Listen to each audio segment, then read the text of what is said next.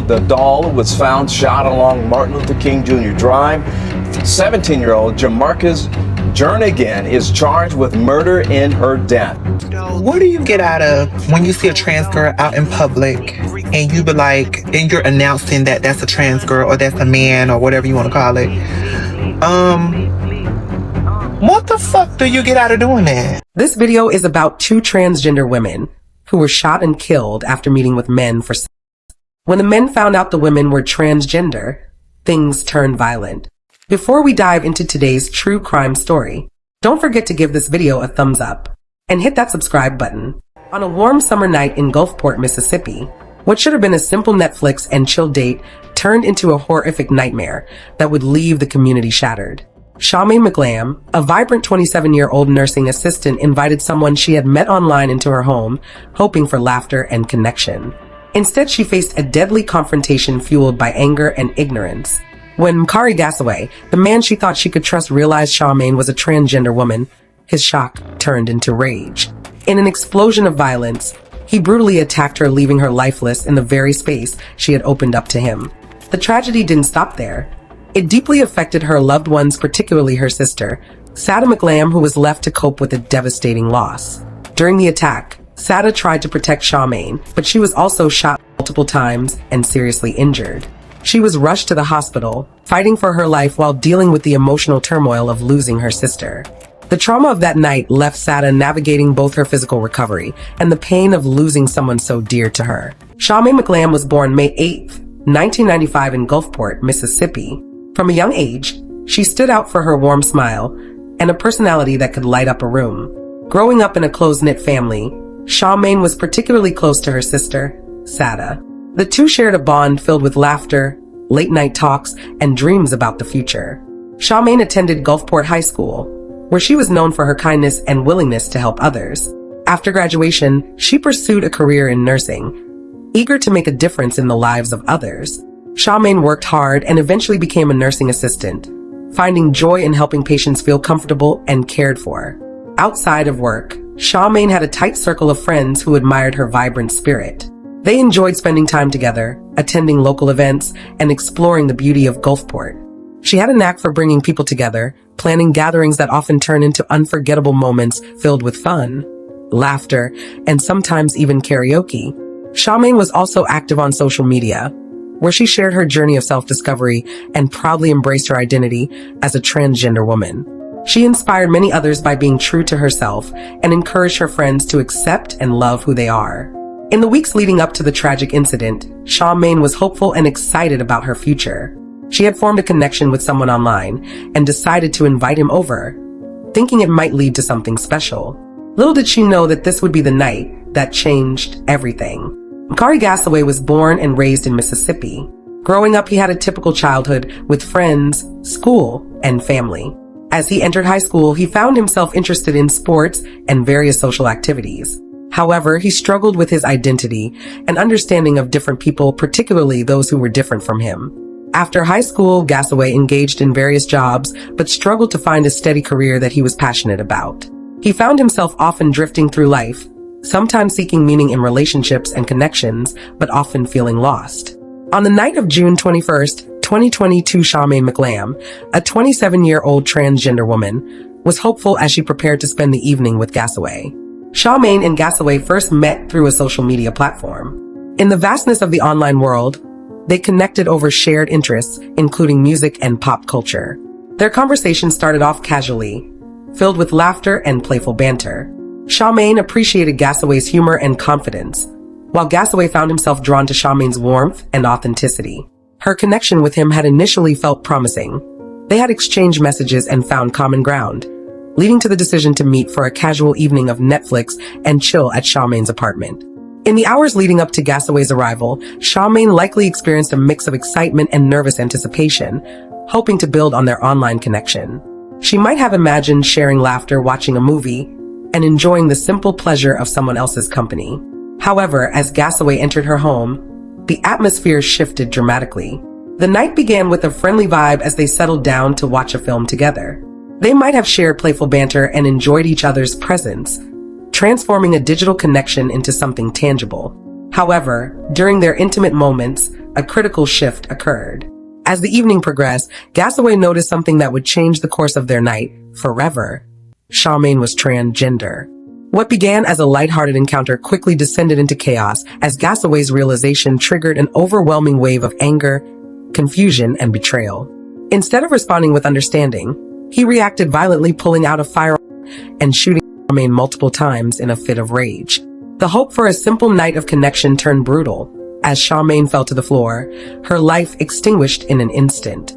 Her sister, who was present in the apartment, quickly intervened in an attempt to protect Charmaine, but she too became a victim of Gasaway's outburst. In a tragic turn of events, she sustained multiple wounds and was rushed to the hospital fighting for her life.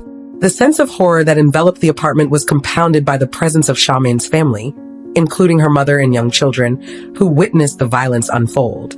As emergency responders arrived at the scene, they were faced with the devastating aftermath. Charmaine McLam was pronounced dead on the scene, and her sister lay critically injured. Gasaway had fled, leaving behind a trail of trauma and loss. In the days that followed, as police began their investigation, it became evident that this incident was more than just a disastrous date. It reflected the deeper issues surrounding violence against transgender individuals.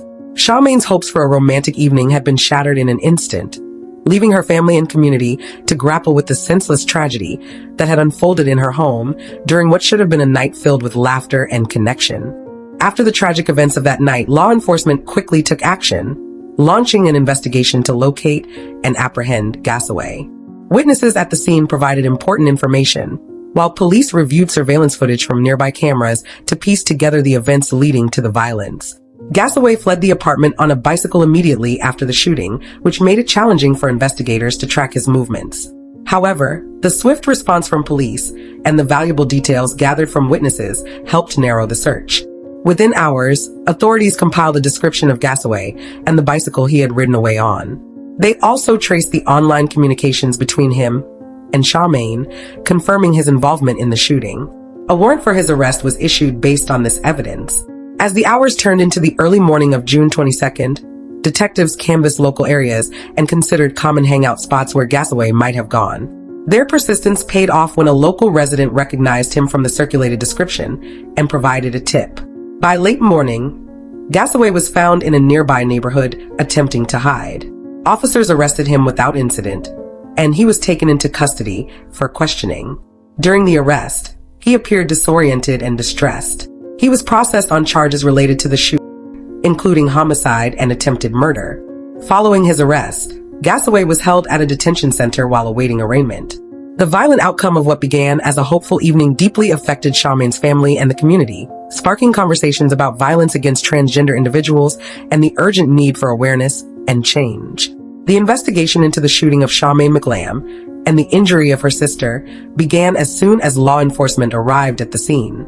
Officers secured the area to preserve evidence while crime scene investigators collected crucial physical evidence, including shell casings and blood samples.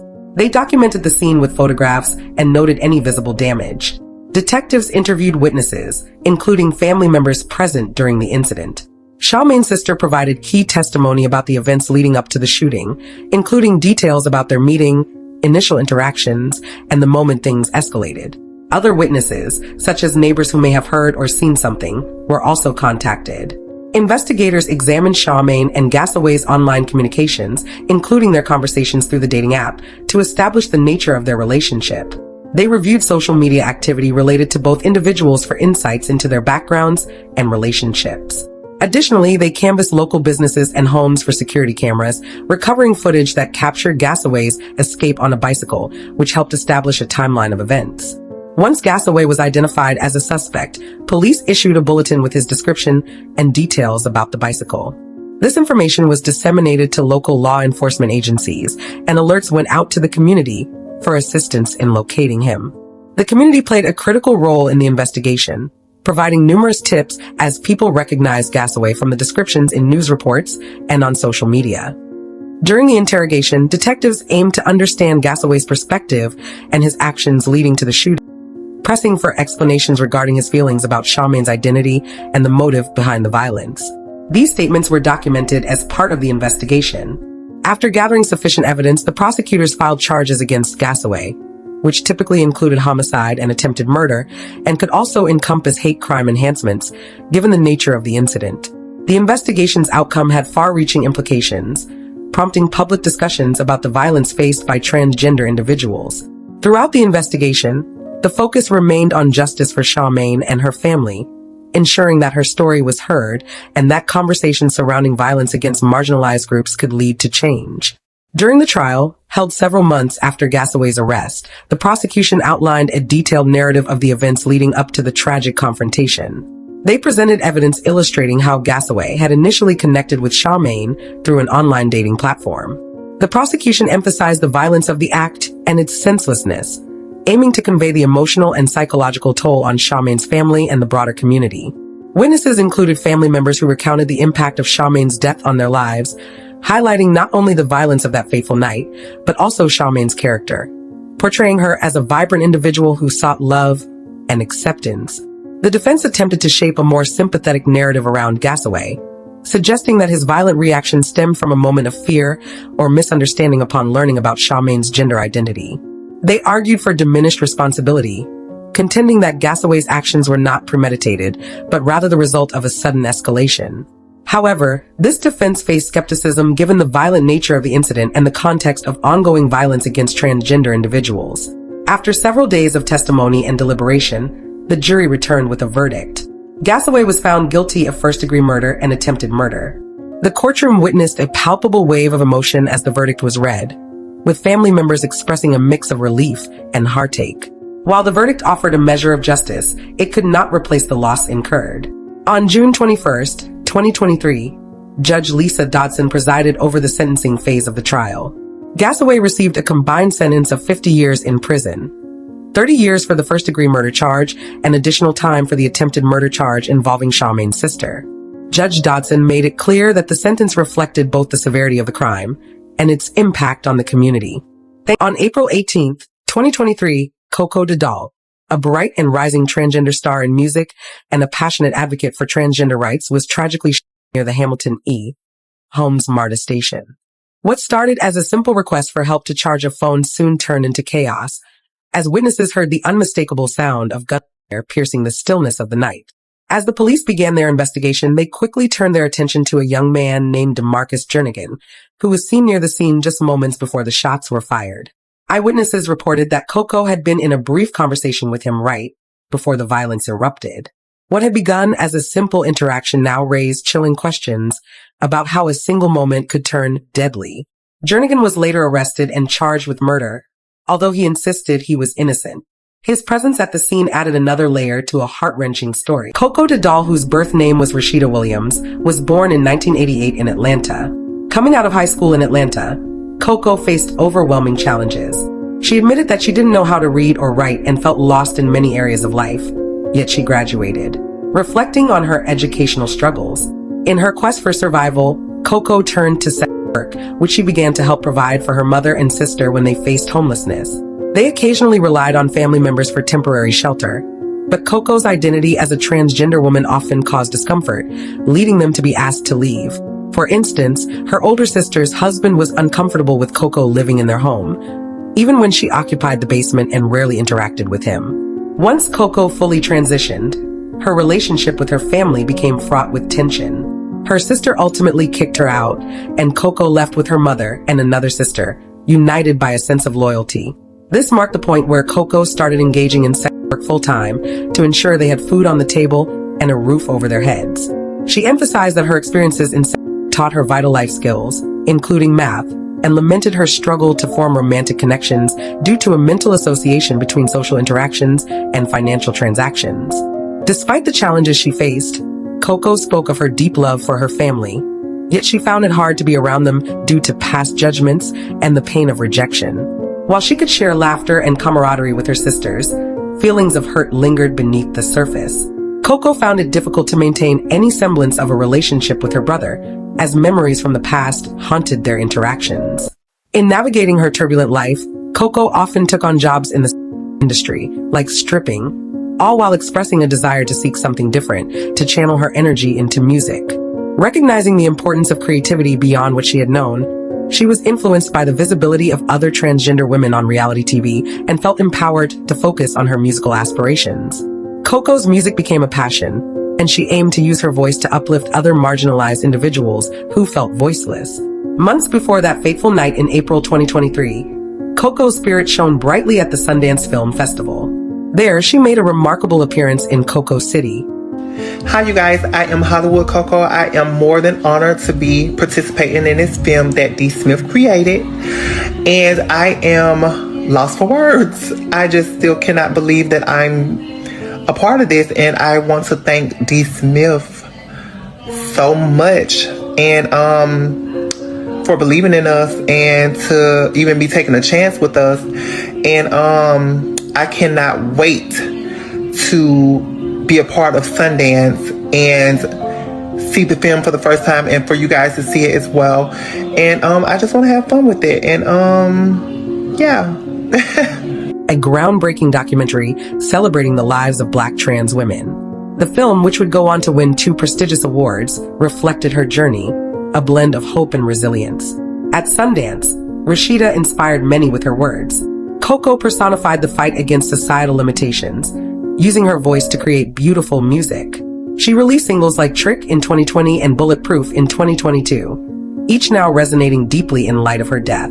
Yet it was her role in Coco City that cemented her legacy as both an artist and an advocate. D. Smith, the film's director, sought to illuminate the joy and humanity of Black trans women, a narrative often clouded by tragedy and stereotypes. The film was more than just an artistic endeavor. It was a celebration of life against overwhelming odds, and Rashida was at the heart of it. When Coco City premiered at Sundance, captivating audiences and critics alike, it marked a watershed moment. The Hollywood Reporter praised Coco and her co-stars for their authenticity. After the awards were announced, she took to social media, expressing her hope that she could pave the way for others in her community. "I will be the reason more opportunities and doors are opening for transgender girls." Sadly, her words would take on a haunting new significance in the days that followed, as she stepped into a future stained by tragedy. Understanding her essence is vital. She was not merely Coco Doll or another statistic. She was a girl from College Park, born into a world that often denied her existence, yet she strove to carve out a path, not just for herself but for countless others. Her friends described her as someone who lit up any room she entered, a beacon of possibility and creativity. Life for Rashida wasn't without its hardships. Atlanta, while commonly recognized as a haven for Black and LGBTQ+ folks, still presented its own complexities, especially at the intersection of being a Black trans woman. The challenges she faced, however, became woven into her art and her identity, fueling her desire to create and inspire. With each step in her artistic journey, be it through her music or her role in Coco City, she spoke frankly about her experiences, turning adversity into expression. The film acted as a bridge, connecting audiences with the underrepresented stories of Black trans women, while highlighting the fierce determination that characterized Coco. Her candid reflections, such as her motivations for work to support her family, elevated her narrative beyond tragedy into a realm of resilience and survival. During the film's triumphant run at Sundance, she declared her commitment to showing young trans women they had options beyond societal stereotypes. As spring approached in 2023, Coco's blossoming career was tragically met with unspeakable despair. April was meant to symbolize growth, not devastation, but on April 18th, 2023, everything changed. Coco the doll was tragically found along Martin Luther King Jr. Drive, near the Hamilton E. Milmarta station, leaving the community in shock. 17-year-old Jamarcus Jernigan now stands charged with her murder. According to a warrant, the evidence is grim. Coco was shot in the face, and detectives believe they have finally cracked the case through a critical piece of surveillance footage that captured the deadly shot. The investigation led officers to a Chevron station on MLK Jr. Drive, where still frames from the surveillance video provided pivotal information. Though the timestamp was not visible, the footage clearly showed Jernigan, casually dressed in a white hoodie and slides, stopping by the gas station on his way home with his girlfriend. The video linked him to a homicide that occurred just 500 feet from that very station. The warrant cites that Jernigan is accused of Coco on April 18th at 9:50 p.m. In a chilling sequence, surveillance cameras captured Coco moments before her death, showing her at the entrance of the Peaks at MLK apartment complex. She had met with a man there, pleading to borrow a charger. The footage revealed her leaving the complex alone, and shortly afterward, the sound of multiple echoed through the air. A witness sitting at a nearby bus stop provided harrowing details. She observed Coco exiting the apartment complex only to get into a heated argument with an unidentified man. As tensions flared, the confrontation moved into the roadway, and the witness was soon startled by the sound of 4 gunshots. Looking up, she saw Coco lying in the street, the tragic aftermath unfolding before her eyes. As the investigation continues to develop, each new detail fuels the community's grief and calls for justice in the wake of this heartbreaking loss. The authorities arrived to find her barely clinging to life. Tragically, she was pronounced dead at the scene. Her untimely death extinguished a bright essence that had captivated audiences just months prior at a film festival far away. The news of Coco's murder sent shockwaves through both Atlanta and the broader community.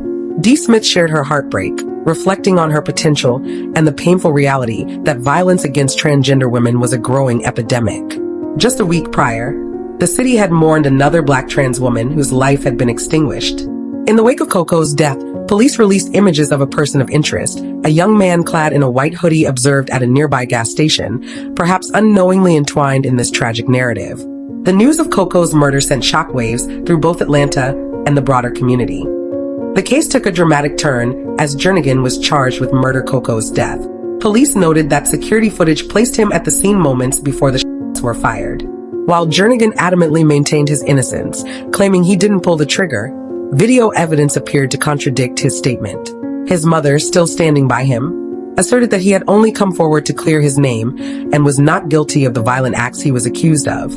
As detectives sought to piece together the events of that night, they gathered all available evidence while Jernigan faced serious charges, including murder and aggravated assault. He was being held in Fulton County Jail with no bond, and his mother continued to plead for his innocence, expressing disbelief that her son could be involved in such heinous acts. For those who knew Coco, the arrest of DeMarcus Jernigan evoked mixed emotions, relief intermingled with profound sorrow.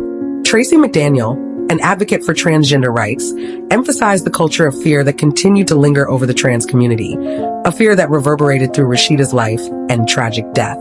As questions of hate crimes loomed ominously in the air, the reality remained stark. Black trans women not only faced systemic violence, but also lived with the daily threat of being targeted simply for existing. Even in her death, Coco continued to resonate within her community. Just days after her tragic end, a candlelight vigil brought together community members to honor her memory, uniting people in a heartfelt remembrance of her life. At the 2023 BET Awards, Coco City was officially dedicated to her memory.